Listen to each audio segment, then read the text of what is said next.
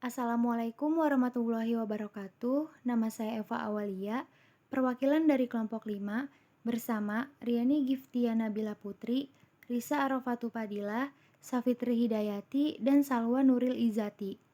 Kali ini saya akan menjelaskan mengenai prosa dan monolog.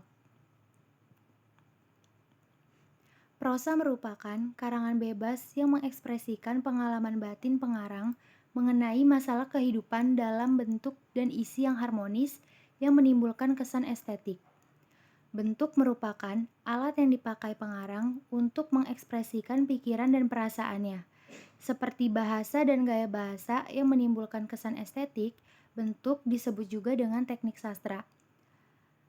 Ada dua unsur pembangun dari prosa, yaitu unsur ekstrinsik dan unsur intrinsik. Prosa dibagi menjadi dua. Yang pertama ada prosa fiksi dan prosa non-fiksi. Prosa fiksi adalah kisah yang memiliki pemeran, latar serta tahapan rangkaian peristiwa yang dihasilkan oleh imajinasi penulisnya sehingga menjalin suatu kesatuan kisah.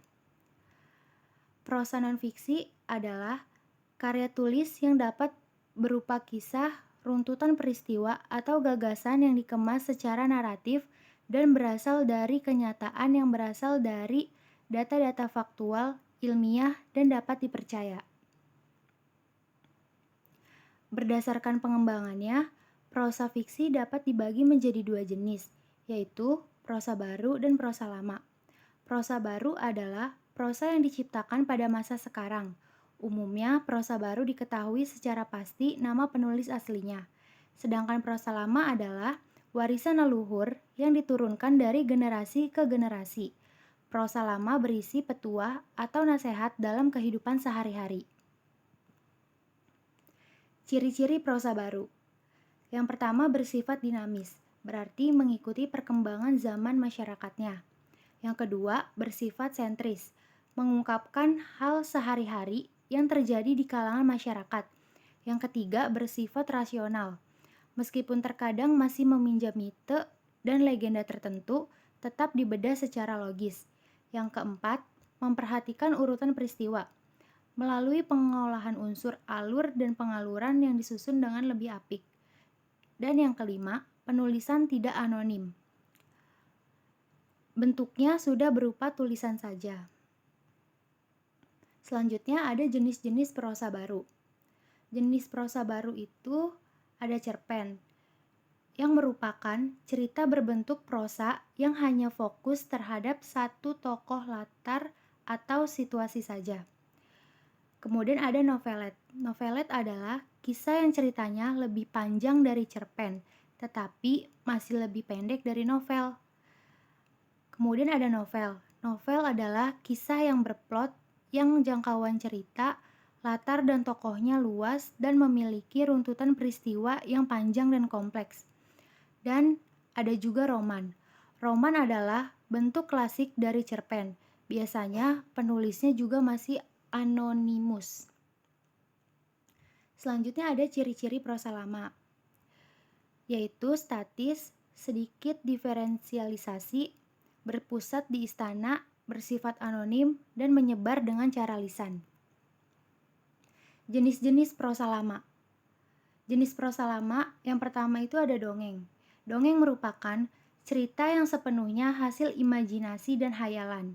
Yang kedua fabel, cerita rekaan yang bersifat alegori atau simbolis secara utuh.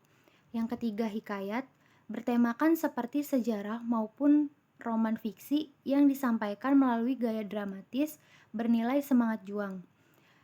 Yang keempat, legenda, menceritakan asal-usul suatu tempat, benda, atau tokoh hingga kejadian fantastis.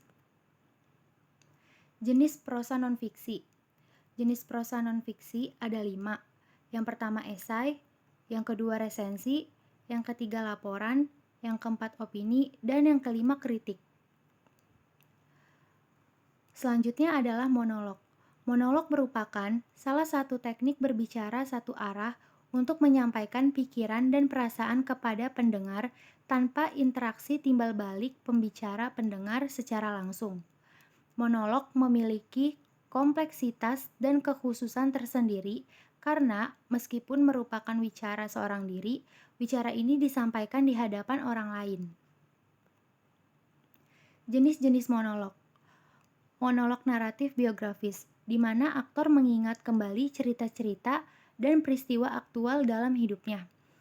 Selanjutnya ada monolog karakter biografis, di mana monolog yang mendorong karakter tampil dengan mengutamakan dialog dibandingkan dengan cerita. Monolog fiksional karakter driven.